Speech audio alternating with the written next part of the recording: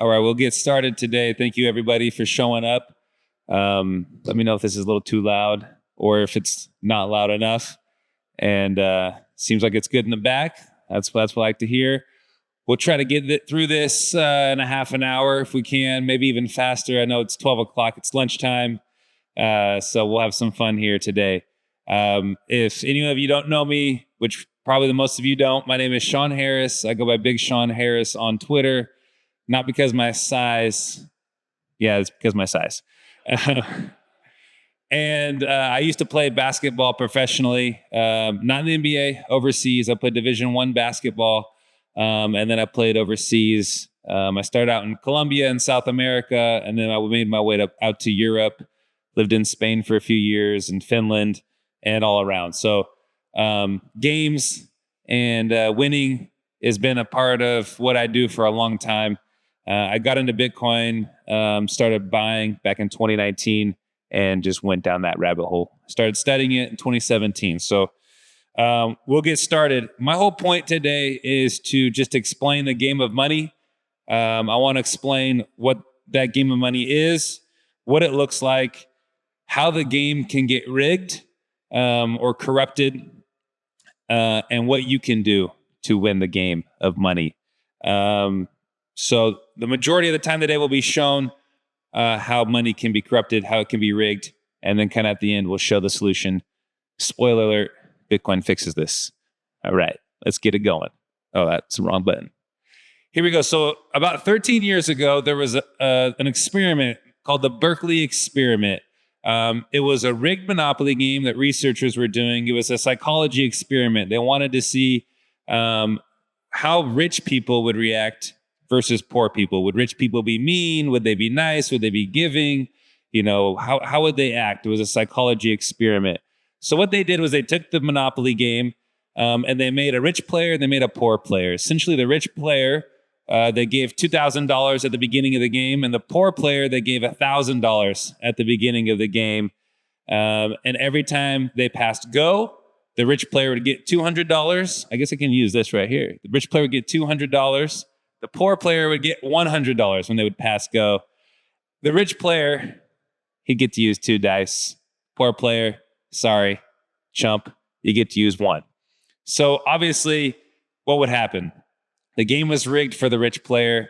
The rich player would always win. Never would the poor player ever win because it was rigged. It was rigged from the beginning. What they were studying was how would the rich player react, right? The rich player started to sit back a little bit more. They would put snacks on the table. The rich player started eating the snacks while the poor player, they're playing a game and the poor player couldn't even eat the snacks, right? They just felt so poor. And the rich player would start pounding their piece. They'd give the rich player a Rolls Royce to move across the board. The poor player, who knows what they gave them? Definitely not the Rolls Royce. So it was more a psychology experiment. But to me, it just shows us how games can be rigged. And how people react when they're winning a rigged game. And so to me, it really shows the psychology of the rich, not the rich who earn their money in a good way, who are productive in society, but those who earn money from a rigged system and they know it's rigged. They just don't want to fully admit that it is rigged. So I just wanted to kind of open up our minds to how games can be rigged. What's important is what we're talking about today. We're at BitBlockBoom, and we want to talk about how is the money rigged. So one thing I want to make it's very important for us to notice this, that whether you want to admit it or not, whether I want to admit it or not, we're all playing a game, and it's the game of money. And I think a lot of us, we go through life, we're working, we're studying, whatever we're doing, we don't realize that we're playing the game of money.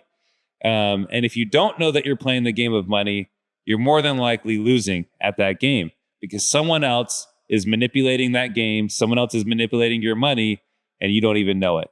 And this is the importance of what we're talking about today. How do they rig your money? Let's go back. Ancient days, the ancient Greeks and the ancient Romans, what did they used to do?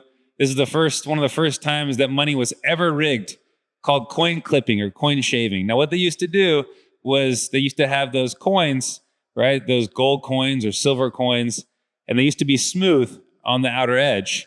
And so what they would do is they'd shave off or they'd clip off parts of that coin to melt down and make their own coins. And in essence, they're doing inflation, right? They're increasing the supply of these gold coins, and no one even knew, right? Because they had certain weights and certain measures that the gold coins had to be, silver coins had to be. And if you cut off just a little bit, you shave off just a little bit, you clip off just enough, then all of a sudden, no one notices that it's a smaller coin. And now if you do it enough times, you're creating more wealth for yourself by stealing from others. So I love this meme right here, right? This meme, if you understand this, you are deep into the rabbit hole. It's just the ridges on a coin. If you understand why there's ridges on a coin, you're right with me. You're right with me. You're deep down that rabbit hole. And that's where we are right now. Understanding why there are ridges on a coin in the first place was to prevent coin clipping, coin shaving, or to prevent inflation, which otherwise is known as theft, right? This coin clipping, the coin shaving was theft. Whether people wanted to acknowledge it as theft is a whole other issue, but that's what it was. So again, this is just a simple way. It's the most simple form to debase your money, to debase your currency. And I want to, as I was preparing this, it really came to my mind that any form of inflation or every form of money printing since coin clipping should just be viewed as coin clipping. Anytime they print more money, they're coin clipping us, right? They print another $1 trillion, they've coin clipped us, and we don't even realize it. And that's what inflation is. And they've stolen the wealth from us by clipping our coins, by printing more money. So one of the biggest lies is the Keynesian lie, which is that inflation is healthy for a growing economy. Imagine telling an ancient Greek or an ancient Roman coin clipping is healthy for a growing economy, right? It makes no sense. Theft is necessary. What's necessary for a healthy economy is, good entrepreneurs, good workers, good product, good minds, people coming together. That's what's healthy for a growing economy, not coin clipping, not inflation. So before we get into some examples of this, I wanted to break down what are we dealing with? What are the mechanisms that we have? How do we get coin clipped in today's world? Good old creature from Jekyll Island. Look at that. Look at these people right here. So that's Steven Mnuchin right there. He used to be the Secretary of the Treasury. I know that's not the Federal Reserve, but this picture of them holding up all these coin clippings. All these coin clippings is just amazing to me. They're bragging in our face. They're doing it overtly as they're stealing our wealth. So let's break down. What is the Federal Reserve? And again, I want to get you guys out of here by 12:30, so we'll go through this. There's a dual mandate of the Federal Reserve, and this is the monetary policy of the dollar, is the dual mandate of the Federal Reserve, which is maximum employment, stable prices. Those are the two things that they have a mandate for. Now they have two levers to do that, which really the levers are the monetary policy. One is money printing. That's how they can keep more employment or stabilize prices, or that's what they believe. So money printing, obviously some people may call it quantitative easing, right? That's why I was introduced after the global financial crisis, quantitative easing. In recent years, they've done quantitative tightening, which they pull the money back. Who knows if they're actually doing it or how fast they're doing it.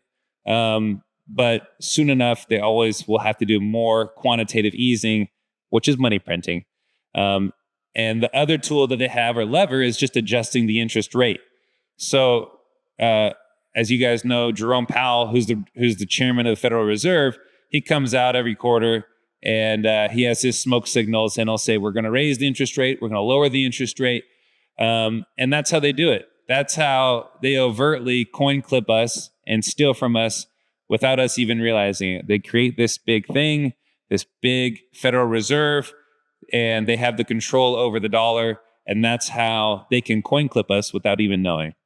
So last point that I want to mention is the Cantillon or Cantillon effect, depending on what language you speak. The Cantillionaires. The Cantillionaires, they are the people who are closer to the money printers. So there was a French guy named Cantillon. He basically said, those who are closer to the money printer benefit from the money printer. Why is that? Because they can give the money to themselves, to their buddies, to their friends, to their family members. They can benefit from the money printer. And those who are more removed from the money printer, the regular people in society, your average Joes, they are punished by the money printer. And so that is the Cantillon effect. Those who are closer, they get the money right away. Those who are further away, they feel the effects of inflation, but they don't actually get to spend the money. They just get their currency debased. They get their coins clipped. One last thing. So growth is like the third mandate of the Federal Reserve that no one really talks about. They think that it's their job to grow. They think they're so important that by printing money and adjusting our interest rates, they can actually attribute true growth in the economy. Which again, that's like telling the old ancient Greek or ancient Roman, clipping coins is the way to grow an economy. And that's not how you can grow an economy. That makes zero sense. Okay, the last part of how the system works, right? Now we know about the Federal Reserve. Let's talk about Bretton Woods and the collapse of Bretton Woods. So Bretton Woods was an agreement between the United States and many other countries right after World War II. What happened in that was they decided to back the dollar with gold or peg the dollar to gold or to a certain gold price. And then all other currencies around the world pegged their currency value to the dollar. And so that way you kind of had a pseudo backing of the dollar to almost all currencies worldwide. Well, in 1971, what ended up happening was Nixon, he got rid of that. He got rid of the backing of gold in 1971. And then all of a sudden, the dollar became a fiat currency. Fiat currency is essentially a currency that has no backing. It's just paper currency that can be printed infinitely. And that's what happened in 1971. So a lot of people want to talk about what backed means. Backed, what's this backed by? What's that backed by? Now the dollar is backed by by guns, men with guns. That's what Paul Krugman would say, or they would say, it's backed by the full faith and credit of the U.S. government. But if you actually get down to what backing meant, was you used to be able to go with a note to a bank, give that note to a bank, and swap out for gold. So that was what a true backing was. So the meaning of the word backing has got lost because you can't go to a bank and swap out the full faith and credit of the U.S. government with your dollar. What does that even mean? How do you quantify that? And so a lot of words have gotten lost or changed in this new system. So essentially, I love this graph right here. This graph shows the measure of the stock market in dollars since 1971. Just gone up like crazy, right? Look at that y-axis, 0 to 6,000. And then this is the measure of the stock market in gold since 1971. It was about almost 3, and what's it now? Almost 3. So it's been flat for 50 years if you measure the stock market in gold. But if you measure the stock market in dollars, it's a parabolic line going up. So what you denominate your stock market in, that will show you what's actually happened since 1971. It's the value of the dollar that's been debased. It's not the stock market that's been going up. Gold is relatively flat over the last 50 years, but the value of the dollar has gone down significantly. And again, that is because the pegging of the dollar to gold has gone. So again, when that happened, all currencies around the world became fiat currencies. And now we do not have any backings by gold or anything. So we have fiat currencies around the world. Every currency is a fiat currency, except for Bitcoin. And we'll get to that. Again, more increased inflation, more coin clipping, fractional reserve banking is really starting. And again, fractional reserve banking is just when you have, if I put in $100 into the bank, they can go invest 97 of those dollars, and then they keep $3 for reserves in case I want to take my money out. What happens is you're susceptible to bank runs, and you're also susceptible to a bailout after the bank run. So we'll keep it going. So let's have some fun right now. All right. So that's the way the system's set up. We know that it can be manipulated. We know it can be rigged, but the people in power that we vote in, they wouldn't actually take advantage of that power that we gave them, would they? We voted them in. So we'll see. Okay, let's go to Germany or the Weimar Republic in 1923. There's a great book called When Money Dies, talking about the Weimar Republic, hyperinflation. We'll go through these once. There's a lot of examples. We'll go through them quickly. In 1923, the price of a loaf of bread went from 250 marks to 200,000 million marks in one country in 1 year. Yes, that's not an error. 200,000 million marks. People are bringing wheelbarrows of marks of paper fiat currency. And why did that happen? Right? Well, because who lost World War I? Germany did. They also lost World War II. And they had a lot of reparations they had to pay. And they had a lot of expenses they had to pay. And instead of taxing their people, what did they decide to do? We have a money printer in the back. Let's put that thing on full blast. And as they did that, again, they coin clipped themselves to zero, right? They coin clipped, and so did your average German, your average Weimarian Republican, I don't know what they called them in those days. We'll just call them in German for namesake. Did they know that they were getting rigged? I don't think they knew that the game of money was rigged and how it was rigged. But you play the game, whether you know it or not, you're playing the game of money. Again, what's next? Argentina. In 1989, Argentina experienced hyperinflation of 3,000%. Yes, that says un millón de pesos. In English, that means 1 million pesos. 1 million Argentine peso. That's a 1 million Argentine peso note. We're not even going to talk about Zimbabwe, which had the $1 trillion note. Then what did they do? In 1989, they had 3,000% hyperinflation. In the early 90s, they said, you know what we're going to do? We're going to peg we're going to redo this whole fiat currency thing we got going on. We're going to repeg 1 Argentine peso to 1 US dollar. Well, in 2002, they abandoned that peg and it dropped 50% overnight. So imagine if you had 100,000 pesos in the bank worth $100,000 overnight when they dropped that peg. Now you have the equivalent of $50,000 in one night. And the Argentine peso lost about 90% in that year of 2002. And if you think that you could have taken your pesos out and moved them around, got them out to the United States, you would be incorrect. They instituted capital controls, again, because that was what was needed in the time. That's how they needed to bail out their own country. So you couldn't, the old Michael Saylor, he said, I wanted to buy a yacht in Argentina and sail it up to somewhere in the Caribbean and then sell it so I could save my money in the Argentine peso. And the people in the boardroom thought he was crazy. And they're like, no, we can't do that. And he was like, okay, well, I was just wanting to save my wealth because we have a lot of money in MicroStrategy in Argentina. So he lost about 90% of his Argentine pesos during that time. And so did the people. Did the Argentinians know that they were playing a game, that it was rigged? No, they didn't. They did not know. They did not know they were playing a game, but they were playing the game of money. And that's what's important. They were playing the game, even though they didn't know. Next on, Cyprus, the bail-in of 2013. Okay, what happened here? There was a banking crisis. A lot of Cypriot money was in bad Greek debt. We're not going to get too in depth on here because again, this is Bitcoin for beginners.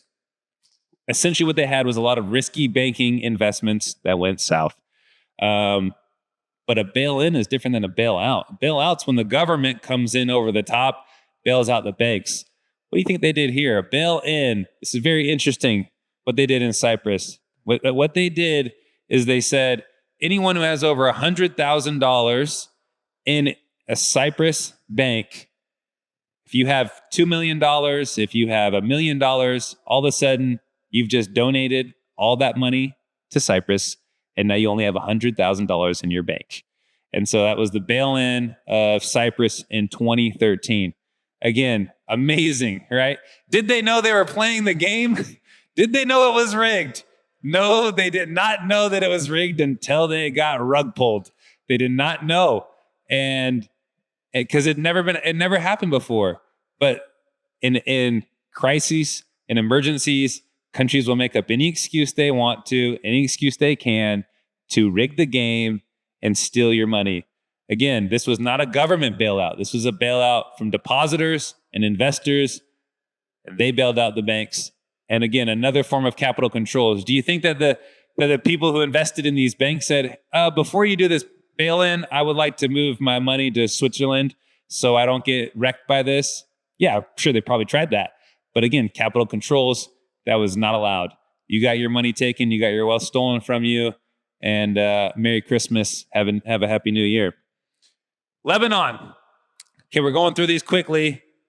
Lebanon. In 2019, the Lebanese pound absolutely collapsed.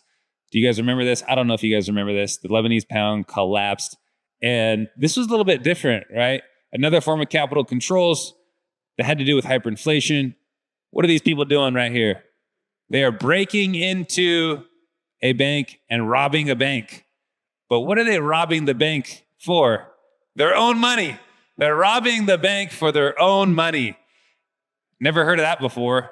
Normally you can just go to a bank, put your card in, get your money out of an ATM.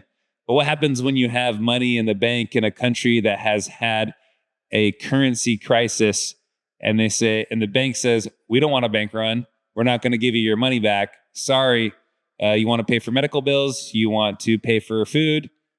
Your money's in here. It's safe. Trust me, bro. It's back here. I got it, but we're not going to give it to you. So good luck. That's what happened in Lebanon. People were literally going in, robbing the banks for their own money. And it brings back the old adage, if you don't control your own money, it was never yours in the first place. It's always been an IOU. Any money that you have in your bank right now, if you have to rely on a trusted third party to say yes, if it's permissioned for them to say yes, you can have your money, it was never yours in the first place. It's always been an IOU. And that's why you got to get your Bitcoin off those exchanges, by the way. And we'll get to that. One more around the world. Canadian trucker protest. You guys remember this one, right? The Canadian truckers, I don't care what your politics are. What happened was Canada invoked the Emergencies Act for the first time in their history in 2022. The nice Canadians, our neighbors up north, they just invoked this Emergencies Act. And what did this Emergencies Act mean? It meant that we can freeze bank accounts without a court order.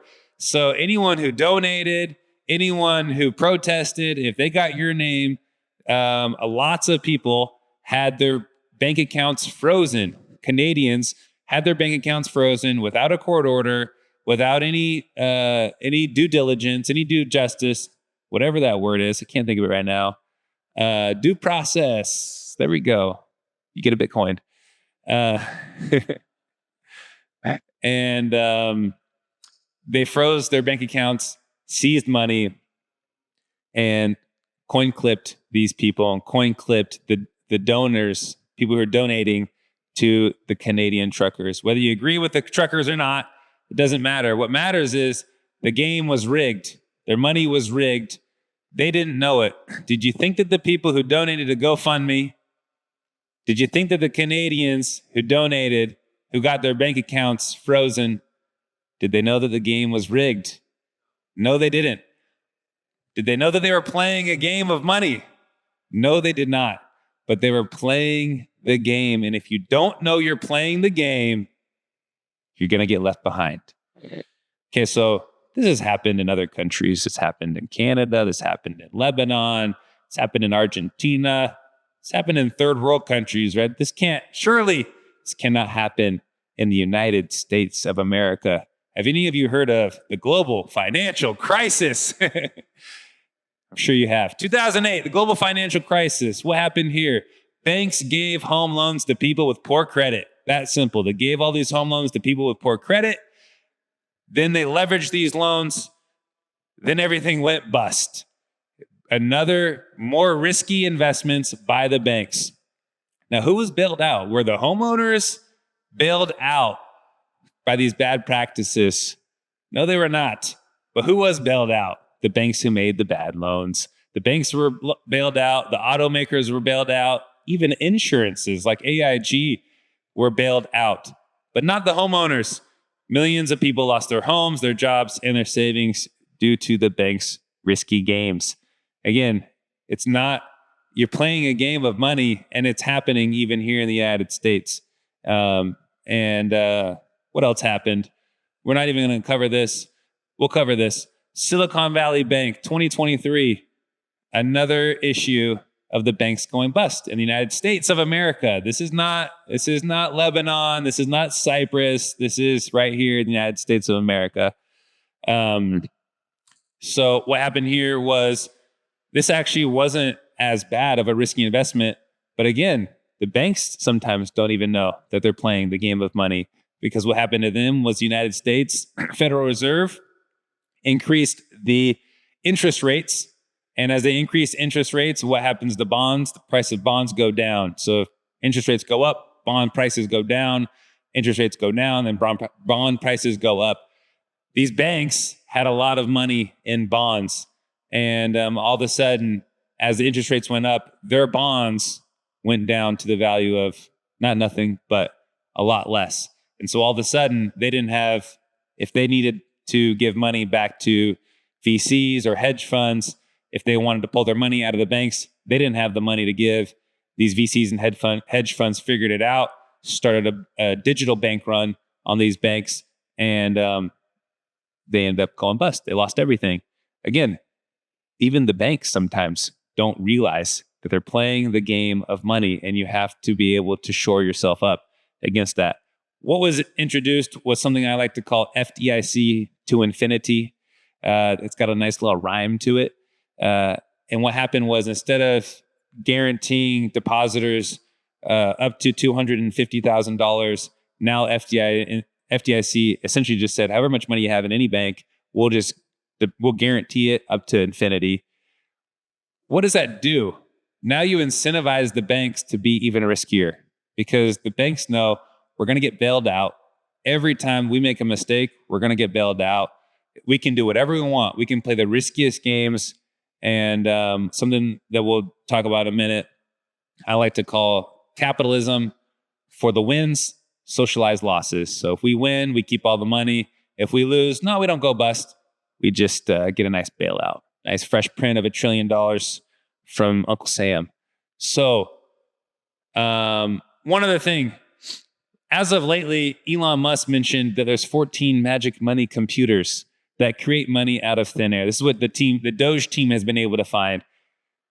Who knows if it's true or not? I just thought it was kind of cool, anecdotal. The other things, yes, that have happened. This hasn't really been verified other than Elon Musk saying it. Maybe there are these 14 machines, magic money computers that are creating money. We do know that there is a Federal Reserve, which does create money out of thin air, which does print money out of thin air. If there's more, I wouldn't be surprised. Maybe they're tax funds that are spent inefficiently, but again, more risk to savers. So let's have a little summary of this, and then we'll get to the solutions. I wrote a little rhyme, and I'm going to say the rhyme. So here we go. The fact that the money game can be rigged is a feature, not a bug. When the cantillionaires can steal your wealth and eat all your grub. Like those in the sick house, I am no more than a needy patient. They would have me believe that a healthy economy comes from inflation. I invest my debasing dollars to outpace the CPI pains. Abruptly, they tax me back to zero and call it capital gains. Day and night, I dream of a well-engineered money, no leaks, no holes. One that can zoom across borders, free of capital controls. To trust my money in the hands of another, I must be an idiot. In any crisis, they'll take your money to bail out a bank. Learn the Cypriot. Claim an emergency and freeze my account. I'm the sucker. No mandate can affect Bitcoin. Honk the Canadian trucker. Oh, to escape the rat race once and for all under this heavenly sun. Then I think to myself, WTF happened in 1971.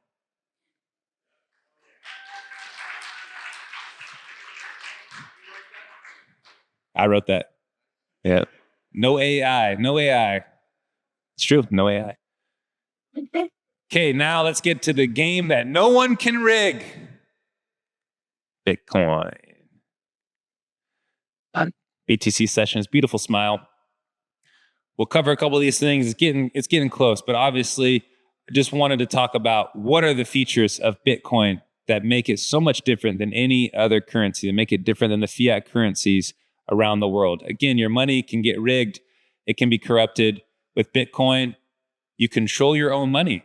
All of a sudden, you become your own bank. I'm sure the Lebanese people would love to become their own bank, right? You have personal property rights for the first time ever. First time ever in the history of the world do you have personal property rights. No one can take your property from you through violence. Before, in the past, someone could kill you. They could take your home. They could take your property. They could kill you. They could take your gold. They could kill you. They could take whatever you own, your crops. They can kill you, but they can't take your Bitcoin. And so it disincentivizes violence. And all of a sudden, now we have personal property rights that are yours forever. Take it to you to the grave. No more fractional reserve banking. Again, fractional reserve banking, that leads to bank runs because people start to sniff out that this bank doesn't have all my money. When they sniff out that the bank doesn't have all my money, leads to a bank run, which eventually leads to a bailout, which a bailout is coin clippings to infinity. No more risky bank investments unless you want to be risky yourself because you're your own bank. Again, no banking crises. If I lose all my money doing something stupid, that's on me. So again, this brings back personal accountability, or in other words, freedom. For the first time, you can have true freedom in your money because no one can control your money but you. You have control over your own money, being your own bank. You can decide where your money goes to and where it doesn't go to. And if you lose your seed phrase, it's on you. There's no one there to say, hey, I got your backup password. And that's all right. I think that the freedom is worth it. I think the freedom of being able to control my own money is much better than the convenience of letting Cyprus bail me in, or Lebanon hold my money, or Canada seize or freeze my funds. Another feature is the uncensorable network. Again, no capital controls. No one can say your money won't leave this country, your money won't leave this bank, your money won't leave anywhere because Bitcoin is borderless. And no government has control over the network of Bitcoin. So they cannot seize, they cannot freeze your wealth. So you have free speech because you can decide how you want to spend your money. You have what many people have referred to as FU money. You can say what you want to say, and no one can freeze your accounts. You can vote for who you want to vote for. You can be proud about what you want to do and what you want to say and what you believe in. And you don't have to worry about someone calling you out or someone with a different agenda and them taking your money away from you through the rigged game of fiat currency. And you can use it as you please. Donate it to the truckers if you want. They'll use it. And the last part, absolute scarcity. What we talked about from the beginning. The biggest way that the game is rigged, coin clippings. This is the Bitcoin issuance schedule, the Bitcoin supply, the inflation rate. It's just a beautiful curve. It's so beautiful. Ask someone what the dollar inflation rate looks like or the dollar supply schedule, issuance schedule looks like. It's going to be so erratic, up and down. It's going to be crazy. It's going to look like someone is going through a cardiac arrest. This is how money should be. And remember, we talked about the Federal Reserve at the beginning. Let's talk about the monetary policy of Bitcoin, which is every 210,000 blocks, there's a halving. So the issuance supply of Bitcoin gets cut in half every 210,000 blocks. You don't have Jerome Powell telling you when that will happen. It's written in the code. Every 200 or 2016 blocks, you have a difficulty adjustment, a mining difficulty adjustment. Again, you do not have the chairman of the Federal Reserve telling you this or changing this. These are the rules. And then obviously 21 million and never to be any more. The end of coin clipping. And in contrast, obviously, the monetary policy of the central banks. This is rules. This is a money with rules and no rulers. For the first time, we have a money with rules, no rulers, in contrast to the central bank that we have now, which is a money with rulers, and they will change the rules and manipulate the rules at any moment that will benefit them and coin clip us. Fiat. Bitcoin fixes this. Last and not least, how to win the game of money. That's what we say. How are we going to win? Game theory. Can't forget game theory if we're talking about the games. This is where Bitcoin's at right now. $2 trillion, a little bit under $2 trillion right now of market cap. That's how much all of the Bitcoin in the world is worth today. Gold's market cap is 16 trillion, art's about 18, cars and collectibles 6 trillion, equities or stocks 115 trillion, real estate 330, bonds 300, cash equivalents $120 trillion. So you're looking at maybe, what is that? $900 trillion of a total addressable market, TAM. Bitcoin's TAM, Bitcoin's total addressable market of how much money it can absorb, how much wealth it can absorb is the monetary premium of gold, of art, of real estate, of bonds, of equities, of all of this. And it's only at 2 trillion. So are you late to Bitcoin or are you early? You are very early to Bitcoin right now. And yeah, it's at 85, 100,000. It feels like a lot. But when you look at it this way, the total addressable market, it is extremely early. This room's not even full of people yet, right? Like, well, that's how early we are. You got open seats right next to you, every single one of you. So again, play stupid games, win stupid prizes. You play the fiat game, you're going to win a nice rug pull for Christmas. And you don't want to get rug pulled on Christmas. You want to have your Bitcoin. One thing that I think about, Bitcoin's nature is to win. It's the fastest asset that's grown to $1 trillion ever in the history of money, of assets, the fastest asset that's grown to $1 trillion ever. That's its nature, is to win. Bitcoin is a winner. Winners win, losers lose. And Bitcoin doesn't even know that it grew that fast. It wouldn't even know. That's just what it's doing. TikTok, next block, every single day, it continues to win. And that's what it will do forever because that's its nature. Last slide is a Satoshi quote. The root problem with conventional currency is all the trust that's required to make it work. The central bank must be trusted not to debase the currency. But the history, as we've covered today, the history of fiat currencies is full of breaches of that trust. Thank you.